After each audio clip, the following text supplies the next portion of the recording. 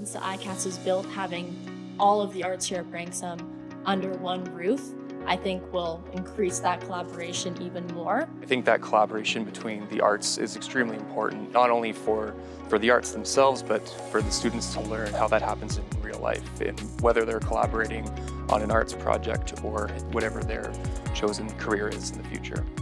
My vision has always been with performance that it should be student run, that it shouldn't be a teacher lifting and shifting and making the sets and the props, that it should be students who are doing that. So that's one exciting thing about the ICAST coming, is that we will have more opportunities for students to get up, be on the lighting grid. We just put on a show which was so successful. We had 20 students who were acting. There were 45 students involved altogether. So that means we have actually more students who are working backstage. I think it's going to be super interesting for people who are involved in kind of like behind the scenes. There's going to be more opportunities for them. They're going to have their own like soundboard lighting, like everything is going to be able to kind of be controlled by students. They were thinking about implementing a Foley booth, which is just so, I've never heard of a high school having something like that. Well, the ICAST is a wonderful opportunity for students to start diving in and really start thinking in an innovative way. I am personally very excited about the lighting grid that's going to be in the ICAST, because I'm very passionate about lighting and dance,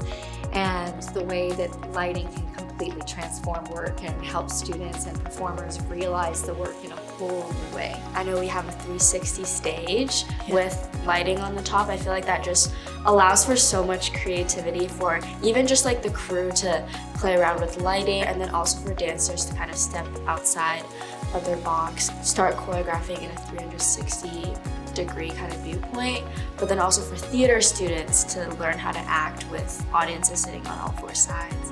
What it offers is some fabrication studios, larger spaces where we can work fluidly. I see all kinds of different ways of creating art around the world, and we're now going to be at a place where we can experiment with those, and we can actually start to innovate and create new ways of making art ourselves right here at the school.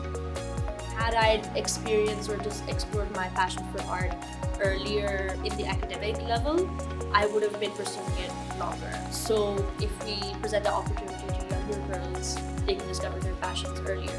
Innovation is also about making new spaces for people to get together and create new stories. And I think that's going to be the most exciting part of how innovation plays out for film. There's going to be a lot of space for filmmakers to come in and work with our students. Having a space to host them in is, the starting point for innovation. So just a meeting space for all creatives within Toronto is going to be really exciting for us.